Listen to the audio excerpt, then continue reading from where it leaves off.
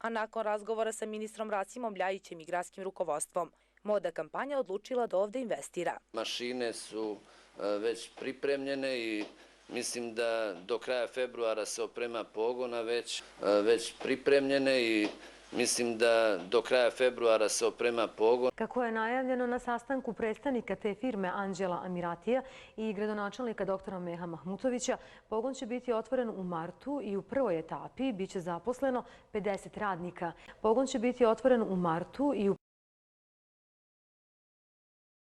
Zbog nedostatka struje zastupniku italijanske firme Moda kampanja Denisu Smajoviću onemogućeno je da izvodi radove na opremanju pogona u Belim Vodama.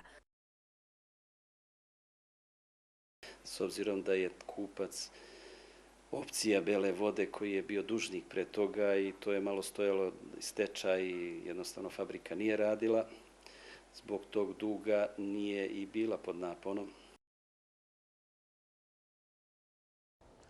Predstavnici italijanske kompanije Moda kampanja, čija fabrika za proizvodnju tekstila u Novom Pazaru uskoro počinje sa